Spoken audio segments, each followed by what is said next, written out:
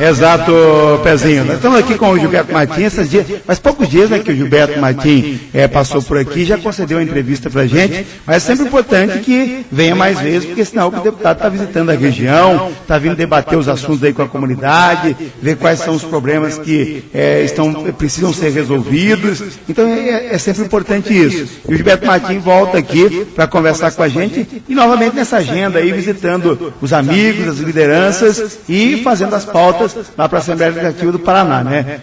Boa tarde. Boa tarde, Berimbau. Pezinho, boa tarde, queridos amigos ouvintes da Rádio Nova Era. Estamos aqui com o amigo Sidney, que é aqui da Farmácia Santa Rita. Farmácia Santa Rita. Estou com o Niltinho também, que é ex-vereador lá de Marumbi, o Gabriel, que é lá de Cambé, do PMDB de Cambé.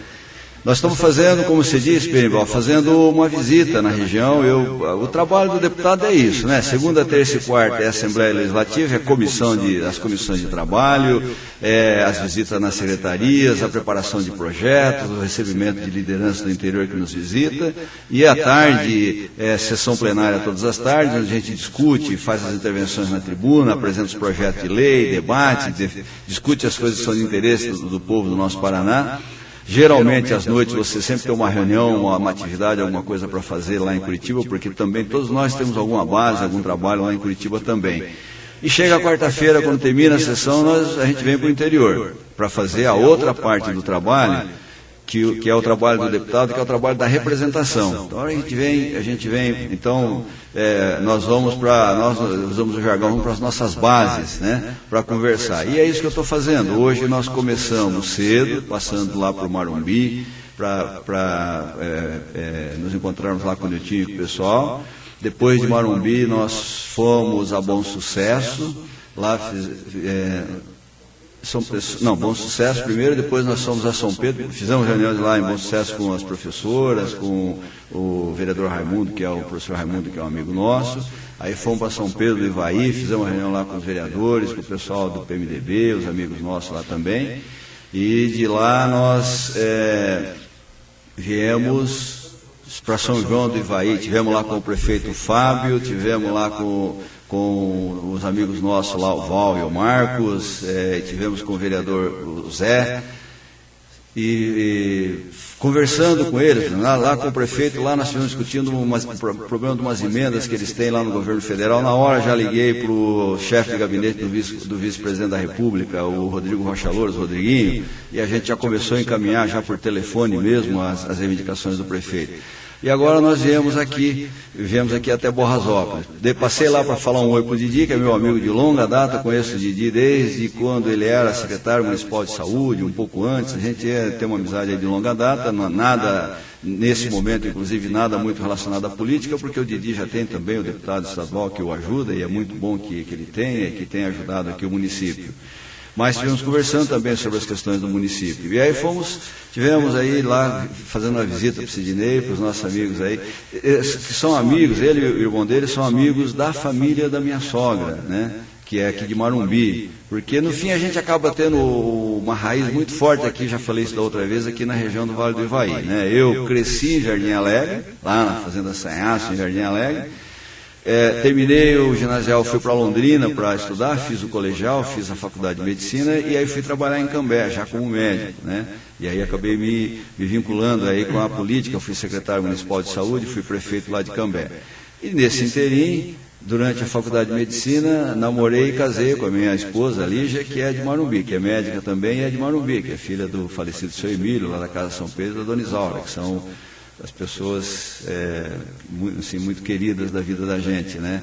Então a gente acaba tendo um vínculo muito forte. Eu estou praticamente, no mínimo uma vez por mês em Marumbi, porque a gente vai lá para visitar a Dona Isaura, ver o Bertão Morello, que é nosso cunhado, que hoje toca o mercado que era do meu sogro, enfim.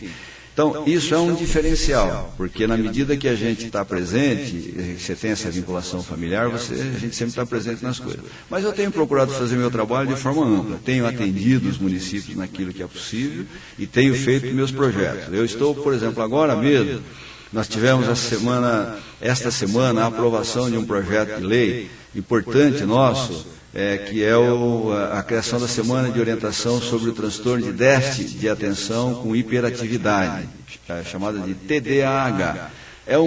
não é exatamente uma doença, mas é um problema de saúde que atinge hoje de 3 a 8% das crianças em idade escolar. E que muitas vezes é interpretado como se fosse uma alteração de comportamento da criança. E que às vezes acaba, por achar que é um problema de comportamento da criança, acaba piorando mais ainda o quadro, porque vai para a repreensão, para a palmada, para o castigo. É uma criança que ela acaba tendo dificuldade de atenção, então ela tem dificuldade de aprendizado. Não que ela não é inteligente, às vezes ela é até bastante inteligente, mas ela tem déficit de atenção, então ela tem dificuldade de aprendizado, ela tem hiperatividade, ela não consegue se concentrar mais do que alguns minutos numa atividade. Então ela briga com os coleguinhas, ela está sempre agitada, está sempre avoada, e isto, analisado e avaliado por um médico, pode ser diagnosticado como transtorno de déficit de atenção com hiperatividade, e para isso há tratamento, inclusive tratamento medicamentoso, né, Sidney? Com isso você pode resolver o problema da criança e melhorar o aproveitamento dessa criança, ele vai ser um adulto produtivo, tranquilo e tal. E se você não consegue fazer o diagnóstico e identificar isso, ele poderá ser um adulto, inclusive, bastante problemático. Então, por exemplo, esse é um problema de saúde, que para a pessoa leiga isso passa desapercebido. E discutindo essa questão, nós chegamos à conclusão que nós deveríamos fazer alguma coisa através da Assembleia Legislativa, e que eu, enquanto médico, enquanto deputado, tinha que fazer alguma coisa para que a gente pudesse interferir. E aí o que nós fizemos num primeiro momento agora foi aprovar pela Assembleia Legislativa um projeto de lei que cria toda a primeira semana de agosto como semana de conscientização e orientação sobre transtorno de déficit de atenção com hiperatividade. E eu estou fazendo na segunda-feira agora, dia 26, às 10 horas da manhã, lá em Curitiba, uma audiência pública em que eu estou trazendo 3 neurologistas, uma psicóloga que trabalha nessa área, e estamos trazendo as associações, os clubes de mãe, entidades, escolas e tal, para a gente discutir isso e a partir daí a gente começar a montar uma ampla campanha de informação e de divulgação, que é uma forma de eu dar uma contribuição para todos os paranaenses. Então, são coisas que nós estamos fazendo, né? Olha, Gilberto, o Gilberto é ligado muito a essa questão de saúde, tem sempre acompanhado esses problemas. Agora há pouco eu estava observando, recebendo informação aqui em Curitiba, tentaram invadir, agora há pouco a Câmara de Vereadores, até teve lá alguns manifestantes que foram presos, e a gente sempre vê aquelas faixas, educação, saúde, e aí sempre tem reclamações, porque eu acho, por mais que se invista em saúde, nós vamos ter reclamação, porque a população sempre quer melhor condição de saúde. Mas a saúde hoje, a gente tem essa questão do Sistema Único de Saúde. Essa semana eu recebi aqui algumas reclamações, teve uma em Cambira ali, uma mulher que ficou 15 dias tentando diagnosticar, e no médico, o médico mandando ela para casa, porque ela estava com a apendicite estourada. Uma jovem ali, Jardim Alegre, falou hoje com a gente, sofreu um acidente em Ivaiporã, e ela precisava fazer uma cirurgia meio que urgente, para não perder o movimento das pernas. Isso não foi identificado, espera no SUS 40 dias. Então, a população está certa de reclamar? A população está certa, com certeza, porque quem vive o problema sabe o tamanho do problema e a necessidade que tem. Nós temos que avançar muito no sistema de saúde. Nós avançamos, viu, meu prezado ouvinte, você que está em casa. Às vezes como a gente só vê as notícias ruins, né, a gente às vezes forma uma imagem que não é exatamente talvez a imagem real. A gente avançou nesses últimos anos, a gente melhorou. Já vou explicar o porquê, já vou falar o que a gente precisa, o que ainda falta para melhorar, porque ainda falta muita coisa para melhorar. Mas rapidamente lembrar assim, eu sou um defensor do SUS, do Sistema Único de Saúde. Antes do SUS, é bom que a gente se lembra, e quem tem mais de 30, 40 anos vai lembrar disso que eu vou falar. Antes do SUS, o nosso povo, era separado em quem tinha carteira do INAMPS e quem não tinha carteira do INAMPS. Só podia ter carteira do INAMPS quem tinha carteira de trabalho assinada. Quem não tinha carteira de trabalho assinada não tinha carteira do INAMPS. Só recebia atendimento de saúde dos hospitais quem tinha carteira do INAMPS. Quem não tinha carteira do INAMPS não podia receber atendimento de hospital de nada. Só era atendido por favor ou por troca, chegava a época de eleição, o cara montava lá um ônibus, punha o médico lá dentro, saía dando consulta para todo mundo para ganhar a volta. Acabava a eleição, ele mandava o ônibus embora, demitia o médico e acabou o atendimento do povo. Então, assim é que o povo era atendido antes do SUS, para a gente não esquecer, para não jogar água fora com a criança dentro. Tem muitas empresas de saúde, bancos internacionais, empresas de saúde, que estão querendo destruir o SUS para criar um sistema privado semelhante a como é nos Estados Unidos, em que a pessoa paga um seguro para poder ser atendida, ou desconta do salário das pessoas um seguro para ser atendida. Isso não melhora o atendimento e só dá dinheiro para quem vai querer ganhar dinheiro com a doença do povo. Isso não serve. Então tem que prestar atenção, porque um pouco dessa campanha sistemática contra o SUS, ela defende também o interesse econômico. Bom, mas vamos voltar. Antes do SUS a situação era essa. Com o SUS, você criou a universalidade do atendimento, você implantou posto de saúde onde não tinha, criou saúde da família, programa de saúde da família, criou o programa de vacinação das pessoas, criou o atendimento, acabou esse negócio de carteirinha, todo mundo é atendido de forma universal e tal. Obviamente, isso gerou uma demanda bem maior para o sistema. Tudo aquilo que estava debaixo do tapete veio para cima e todo mundo passou a ter uma coisa que é fundamental. Todo mundo, cada brasileiro e cada brasileira passou a ter o direito de ser atendido pelo Estado. Certo? Está escrito, e eu briguei para que isso fosse escrito na Constituição na época. Está escrito na Constituição: saúde, um direito de todos e um dever do Estado. Portanto, os governos federais, estaduais e municipais têm a obrigação de manter o direito de saúde da população. Então, nós mudamos de estágio. Se fosse aquele joguinho de videogame, nós mudamos de estágio, certo? E, obviamente, as demandas aumentaram. E o dinheiro da saúde não aumentou tanto assim como devia aumentar. Então, nós temos o problema da saúde, é assim. Hoje, a pessoa consegue fazer um transplante com dinheiro público, né? No resto do mundo não consegue. A pessoa consegue fazer uma cirurgia cardíaca com dinheiro público. A pessoa consegue, na justiça, o direito de receber remédios raros, que eu lembro na época da Secretaria de Saúde que o Estado dava remédio para tratamento de doenças raras, remédio que custava R$200 mil por mês. A pessoa recebe isso do SUS. Então, assim, a pessoa tem o direito de receber os medicamentos básicos, estão aí as farmácias populares e tal, onde a pessoa consegue receber remédio para pressão, remédio para diabetes e alguns outros medicamentos, ele recebe de graça para poder fazer o tratamento. Então, tudo isso é avanço. Vou te dar outro exemplo. Eu, por exemplo, que tenho 55 anos, por exemplo, eu nasci de parto de parteira. Eu vi o meu irmão mais novo, que hoje tem 41 anos, 41 anos, a gente tem meu irmão Márcio, eu vi o Márcio nascer em casa, com parto de parteira.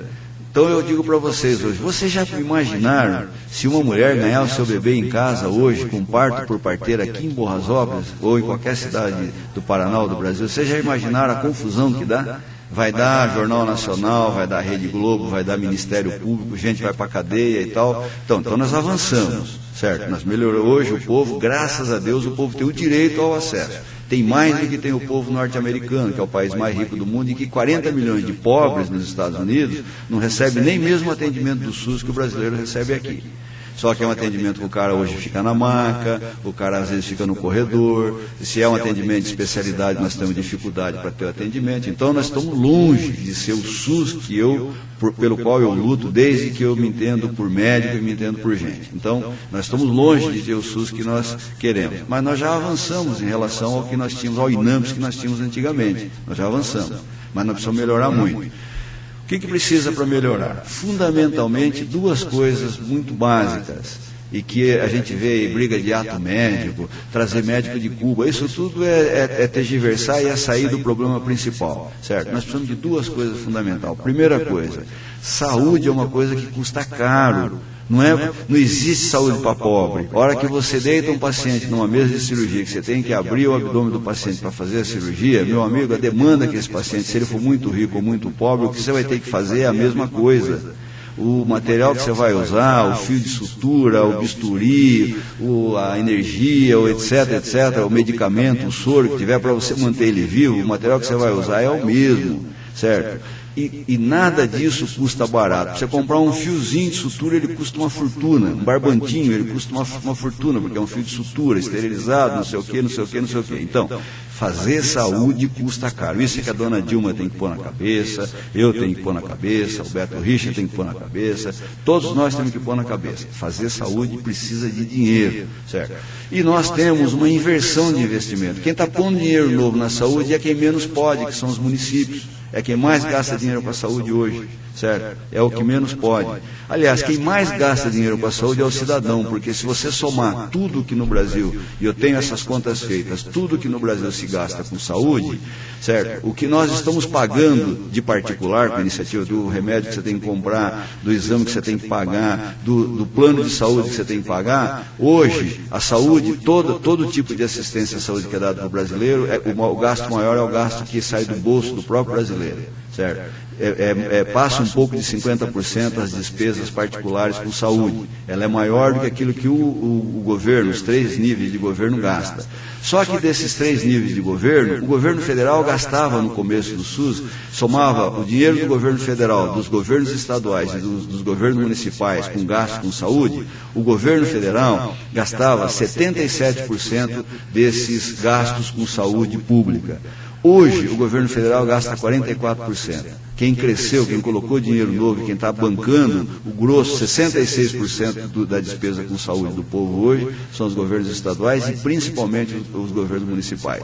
O governo federal foi aprovado no Congresso Nacional a PEC 29, em que ela dizia que o município tem que gastar no mínimo 15% com saúde, o Estado tem que gastar no mínimo 12% com saúde, e ela dizia que o governo federal tinha que gastar no mínimo 10% com saúde. A nossa presidente vetou esse artigo, e o governo federal ficou sem responsabilidade nenhuma. Acho que tem uma nova PEC lá debatendo, né? Tem, não é uma PEC, eu participei disso, é o Movimento Saúde Mais 10, em que nós fizemos um abaixo-assinado no Brasil inteiro, coordenado pela CNBB, pela Confederação Nacional dos Bispos, um abaixo-assinado nacional em que nós coletamos quase 2 milhões de assinaturas. Com esse abaixo-assinado, essas assinaturas elas viram um projeto de lei de iniciativa popular. Dia 5 de agosto nós entregamos isso lá no Congresso Nacional. Deu entrada e agora vai ser discutido e vai ser votado. O projeto de lei que nós encaminhamos é o que fala, obriga o governo federal a investir 10% do seu orçamento em saúde. 10% do orçamento federal em saúde significa colocar de imediato mais 40 bilhões de reais na área da saúde, que é um dinheiro que dá para fazer uma boa diferença no atendimento da população. Agora, não basta mais dinheiro, tem que ter mais dinheiro, nós temos que reorganizar o sistema de funcionamento, o processo de funcionamento do sistema de saúde e a sua administração. Porque se pegar mais dinheiro para ficar jogando dinheiro na corrupção, para ficar pagando coisa errada, para ficar jogando dinheiro fora, também não vai resolver o problema da população. Então nós temos que reordenar o sistema de gestão da saúde e reordenar e organizar todo o fluxo de atendimento conforme está escrito no SUS. Está tudo escrito no SUS.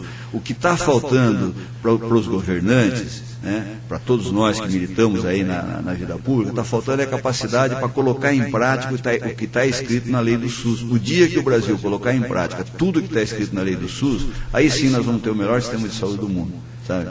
E eu defendo isso, eu luto por isso, acredito nisso e falo para você que está em casa, olha, o SUS, ele tem dificuldade, porque vocês passam por muitos problemas, mas o SUS ainda é, ao longo de toda a história do Brasil, ainda é o sistema que mais atendeu a população da forma do sistema público. Para encerrar essa conversa, né, para não ficar a gente esticando muito o assunto, mas assim, tem uma lógica da mídia, da imprensa, que diz o seguinte: avião que voa não é notícia, notícia é avião que cai. Então na saúde é assim, para cada, 1000 atendimentos que são feitos, um atendimento que não é feito é o que vai virar notícia, né? Aí cada um de vocês pense na sua vida, você que está em casa, não sei se eu estiver falando uma coisa que foi errada, depois vocês nos avisem, mas pense assim, quantas vezes vocês foram atendidos para uma, duas ou para algumas vezes que não foi atendido, né? Quer dizer, se a gente for olhar, eu acho que na maioria das vezes a gente conseguiu ser atendido, a hora que foi atendido no posto de saúde, a hora que fez a vacina das crianças, a hora que a ambulância da prefeitura conseguiu atender, tudo isso é SUS, tá? A hora que acabou conseguindo atendimento no hospital, a hora que ganhou o nenê lá, que fez a cesariana, que fez o parto, enfim, mas que ganhou no hospital. Então, tudo isso são conquistas que a gente tem que nós não podemos jogar fora. E por último, já que eu falei de cesariana, deixa eu falar de uma lei minha que foi sancionada pelo governador agora. Eu fiz o projeto, a Assembleia aprovou e essa semana o governador sancionou. Eu havia falado da outra vez que eu estava encaminhando um projeto, que é a lei da gestante. Então, agora é lei, viu, gente? A lei que eu fiz e que a Assembleia aprovou e o governador sancionou é uma lei que garante que a gestante, quando ela começar a fazer o pré-natal no posto de saúde, ela tem direito de já saber no início do pré-natal em qual maternidade que ela vai ganhar o seu bebê. E ela tem o direito, inclusive, de visitar essa maternidade durante o pré-natal para ela saber como é que é. Então, agora está na lei, isso é obrigatório. Até então, a gestante começava o pré-natal e ela não sabia onde ia ganhar o seu nenê. Então, por exemplo, isso são ajustes que nós temos que fazer no sistema e que todas as oportunidades que eu tiver para fazer ajuste no SUS para melhorar, eu vou estar fazendo. Só uma última pergunta aqui, atendendo uma sugestão ali do nosso amigo Sidney, essa questão das APAES que a gente tem acompanhado. Eu tenho até, a gente já divulgou aqui informações, que as APAES têm se mobilizado, né, e que existe lá uma proposta que pode prejudicar as escolas e a inclusão que as APAES acusam de ser radical, mas eu também já falei, né, com pessoas até das APAES, dizendo que também não é bem assim, porque muitos são a favor da inclusão e aqueles que não têm condição, é claro que vão sempre continuar usando as APAES. Não é fechar as APAEs. Nós estamos falando de um aluno que pode ser inserido nas escolas comuns. O que a gente pode falar sobre isso? Acho que você definiu bem, Berimbau. Como tudo na vida, nem tanto ao mar, nem tanto à terra, né? O que aconteceu foi o seguinte, até essa semana nós voltamos a debater isso na Assembleia. O que aconteceu foi o seguinte, lá em Brasília, um senador, certo, achando que ele ia ser, digamos, positivo para as crianças das APAES, ele fez um projeto de lei que tramitou no Senado, em que neste projeto ele fez a tal da inclusão radical, que era dizendo o seguinte, não, todas as crianças das APAES têm que ser colocadas na escola comum, certo? No sistema educacional comum, né? E retirar as crianças das APAES.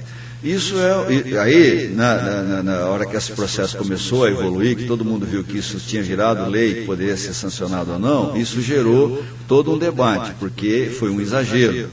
E esse projeto já foi retirado, pelo que a liderança do PT, do Partido dos Trabalhadores, informou ontem, na quarta-feira, na Assembleia Legislativa. A deputada Luciana Rafaim, inclusive, fez uma manifestação sobre isso, explicando que esse projeto foi retirado e que eles, na verdade, vão manter um projeto inicial que havia, que mantém essa regra de funcionamento das APAES como é hoje, porque pelo projeto que estava em tramitação e que ia ser aprovado, aquele projeto que estava correndo lá no Senado, então é lá em Brasília, não é em Curitiba, lá é no Senado em Brasília. Por aquele projeto, a partir de 2016, as APAES deixariam, inclusive, de receber as verbas do Fundeb e deixariam de receber recursos do governo federal para o seu funcionamento. E assim, não é assim. Você tem nas APAES um determinado percentual de crianças que, com certeza, tem condições de gradativamente ser absorvida pelas escolas comuns, né? E serem incluídas, você fazer o processo de inclusão. Mas você tem um bom número de crianças que não há a menor condição de que isso seja feito. Então, não adianta querer falar que vão acabar com as APAES. Não tem como acabar com as APAES. Hoje, as APAES são entidades fundamentais. Elas são especializadas em atender as crianças com aquelas características, com aquela realidade de vida. E elas é que têm condições de dar o atendimento adequado, inclusive para que essas crianças, com o passar do tempo, possam melhor ser incluídas na sociedade. Então, as APAES, quando saiu essa notícia, eu falei da tribuna, me manifestei contra. Aliás, eu tenho procurado fazer alguns projetos junto às APAES, né? Eu fui o deputado que fez o projeto lá, tentando fazer com que a COPEL e a Sanepar não cobrassem as tarifas das APAES.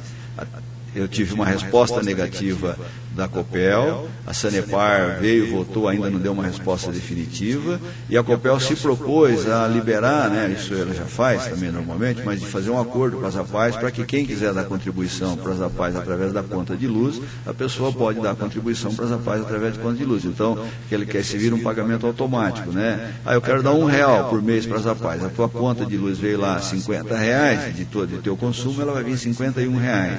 Porque R$1 vai ser destinado para a conta das APAES, se a pessoa quiser contribuir. Só que aí a pessoa tem que entrar em contato com a COPEL e fazer um procedimento lá para ele poder contribuir. Então, eu defendo as APAES e entendo que aquele projeto foi equivocado e graças a Deus, graças à pressão que as APAES do Brasil inteiro fizeram, o projeto foi retirado e parece que não vai ter mais problemas, pelo menos é o que está dito pelos representantes do Partido dos Trabalhadores, que é o senador que havia apresentado esse projeto. Beto, obrigado aqui pela sua visita, é sempre uma honra tê-lo aqui com a gente para debater essas questões. A gente está aqui à disposição e parabéns aí pelo trabalho que você tem realizado por todo o Paraná. Muito obrigado, Berimbau. Muito obrigado a você, ao Pezinho, aos nossos amigos da Rádio Nova Era, o Sidney, que veio do Ciceroniano até aqui, eu agradeço. Um grande abraço a vocês e eu estou sempre à disposição de vocês lá em Curitiba. Já disse da outra vez, repito, telefone do meu gabinete, 041-3350-4281, 3350-4281. Pode ligar no nosso gabinete, que nós estamos à disposição dos paranaenses, dos 4 cantos do nosso estado. Um grande abraço a vocês, fiquem com Deus. Aí, presidente, é o deputado Gilberto Martim, conversando com a gente, trazendo aqui as informações, e nessa visita aqui pela região Vale do Ivaí, visitando a gente aqui nos estúdios da Rádio Nova Era.